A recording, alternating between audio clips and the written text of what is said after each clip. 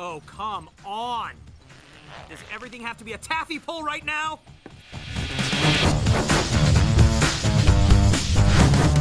Hi, I'm a fluffy bunny. I'm Lorraine. I'm perfectly illustrated. I'm Langston. And this is Earth's Mightiest Show, where we talk about all of the biggest stuff in the Marvel Universe. So let's get into all the stuff that we are a Twitter about.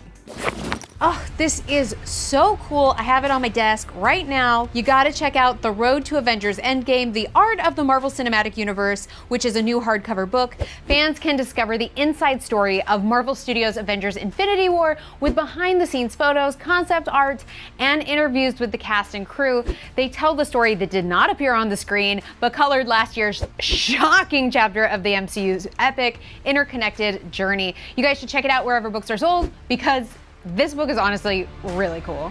MUA fans are getting a new amazing look at Marvel Ultimate Alliance 3 The Black Order this week in Game Informer magazine. It's this month's cover story for Game Informer, and wow, look at everyone on that cover, including those sweet, sweet X-Men. I love them so much. The hotly anticipated game for the Nintendo Switch features tons of your favorite Marvel heroes and villains, and you can get a deep dive on what to expect when you snag your copy. I cannot wait to make some amazing team-ups and smash my way through all those baddies and badniks, and you can get the game exclusively from the Nintendo Switch on July 19th.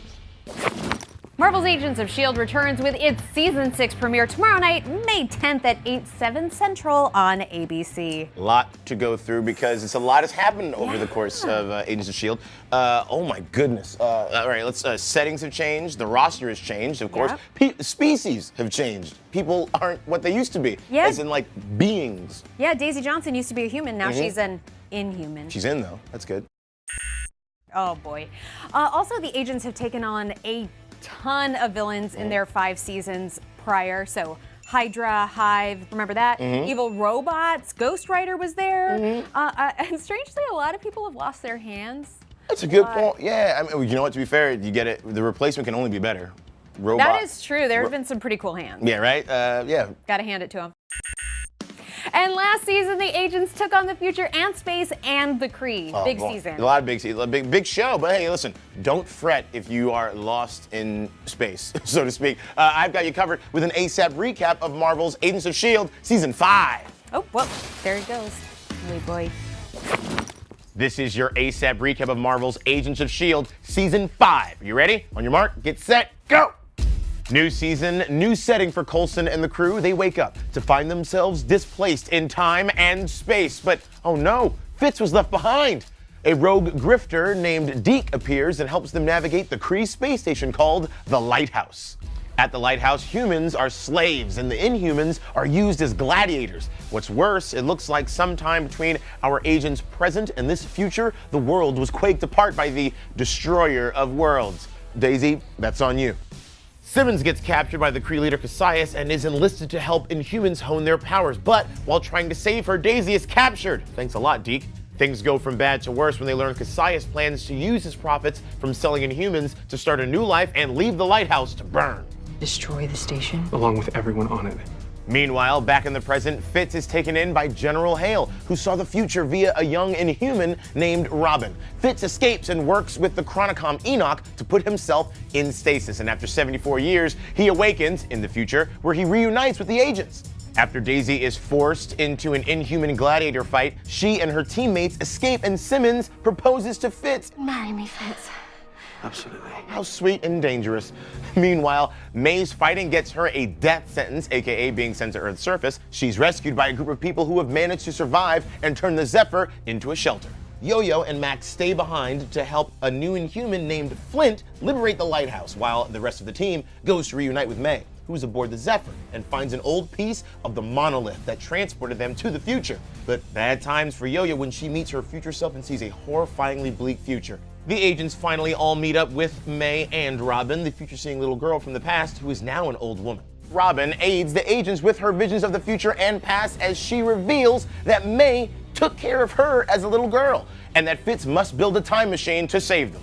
The older Robin is killed, but with her dying breath, also sees that the young Inhuman Flint can rebuild the monolith and transport them home. We can save everyone. Just one question, though. Who's Flint? The agents return to the Lighthouse, save the remaining prisoners, and the agents kill Cassius and his baddies, and Flint rebuilds the monolith to return the agents to their own time.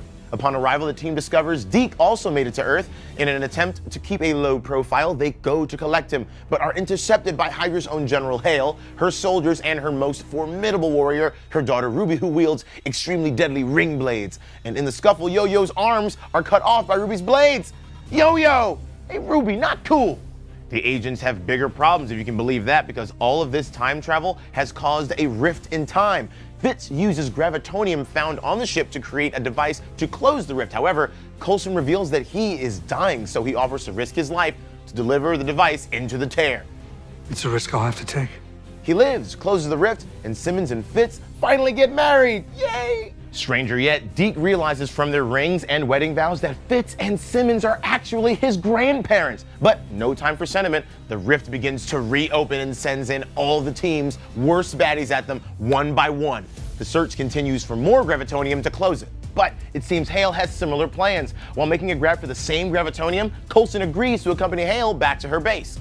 Her daughter Ruby is super obsessed with Daisy and begins working with a revived and enhanced Werner von Strucker to become the destroyer of worlds herself. But her mother doesn't trust her or a mysterious gravitonium infusion machine to get her there. Former foe Crusher Creel turns on Hydra to help Coulson and his old friend General Talbot to escape. Ruby gets her wish for a gravitonium tune-up, but she can't handle the intensity. The souped-up Ruby kills Werner, overcome with gravitonium, and Yo-Yo kills her, but hey, you gotta hand it to her. She got what was coming to her. Coulson helps Talbot escape, but old Grumpy Mustache ultimately succumbs to Hydra programming and ends up betraying S.H.I.E.L.D. He volunteers to absorb the rest of the gravitonium, which turns him into a super-powered jerk. Kasai's father, having joined forces with the alien Remorath, convinces Talbot to seek out more gravitonium for more power. And it works! Talbot begins tearing apart the Earth. It turns out maybe he is the destroyer of worlds. The agents try to save Chicago, and Fitz is mortally wounded in the fray. No! Daisy uses the very last dose of Centipede serum to knock Talbot into space and change the future once and for all. However, this means Coulson has a finite number of days because the serum was his last hope for survival. With the team momentarily at peace and with Fitz resting in peace, Coulson and Agent May take one final vacation, this time to actual Tahiti. But who will lead our agents? Mac gets an epic promotion to become the director of S.H.I.E.L.D. All right, Director. Where to first? And they've got their work cut out for him because Simmons vows to find the Fitz of her timeline who is still alive but locked in stasis somewhere in space because, you know, that future was changed and he really shouldn't stay asleep waiting for a future without Simmons.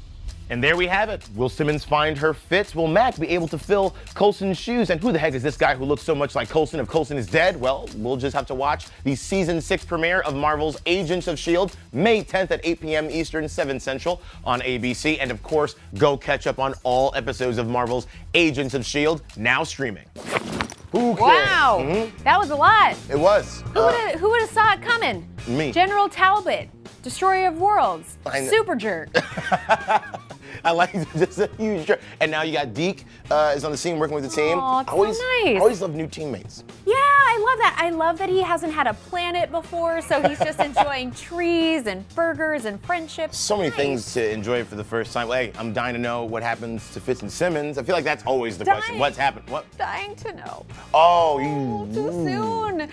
Fitz and Simmons belong together. That's They all do. that I know. Their names even match. Oh, of course. But anyways, we have lots more to talk about today because we also have more info about Marvel's Guardians of the Galaxy mission Breakout on Disney XD. That's right. Last week we showed you a bunch of the cool new animation styles featured in the Black Vortex story arc. Yeah, and this week we have a very special look at the new animation styles featured in Disney XD's new episodes. Hey, just don't get sucked in. Okay, there's gotta be some explanation for this. Warning. Ship is on collision course with unidentified sun. In the second batch of the Black Vortex episodes, Quill finds himself in kind of a three-dimensional world, what we would call a clay animation-looking kind of world, where he's still in the cockpit of the Milano, but he is made of clay, and he's heading toward a very hot sun, and he's starting to melt. The Star-Lord concept from the very beginning was, wouldn't it be fun if Star-Lord was stuck in the cockpit of the ship and suddenly realized that he was coming apart. So we kicked around a few ideas of, well, how would he melt? What if we made him plastic or clay? and then we talked about a claymation style. Star-Lord was particularly good in claymation because we felt like he would be a character that would get in on the joke a little bit more. So the fact that he could bend and stretch and was suddenly sort of more three-dimensional and paunchy was something that he would sort of be able to roll along with more than any other character. That then opened up excitement for design, but also a challenge for production, because traditional stop motion with actual puppets is very time-consuming and very expensive. So we thought we could accurately simulate a claymation look by using CG, so that was our challenge. We weren't completely sure we could do it, but we thought we'd give it a good shot. We already had the design of the Milano, so it was easy enough for us to construct it in a 3D form. And then the character of Quill, we decided to, again, cartoonize, so we took him from his realistic looking design from the series, and we turned him into basically a Rankin and Bass inspired version of Peter Quill. The restrictions we put on the writing was that the entire story had to take place in the cockpit of the ship, because we could only afford to build one environment. We could only get so many minutes of that style of animation. But the nice thing is that that allowed for the Rocket and Drax, heavily cartoony episode to run a little longer and really get to play out a lot of those sort of classic cartoon gags. Oh, so you finally decided to do your job. I suddenly feel very light on my feet. Fine friend you turned out to be. In the Tex Avery influenced version of Rocket, it's traditional 2D, very manic, and that was very intentional. We had a lot of fun with that one because it allowed us to do a lot of squash and stretch and a lot of exaggeration. Very classic animation, 2D style from the 1930s and 40s. So his design got very wacky and certainly a lot more fun. The thing that I'm most proud of our show is that we really keep the Guardians like themselves, and we really try to give you that heart and those kind of complicated, messy relationships while still having fun. And I feel like this was an extra special segment where we really got to stretch ourselves. I feel like this is our really chance to show you the best of what we can do when we're sort of totally let loose, and the best of what these characters can do when they're totally let loose. And so I really hope that you enjoy it. Oh man, they must be like a kid in a candy shop. All of those animation styles are so cool. I'm a fan of claymation. I'm a fan of a good melted quill.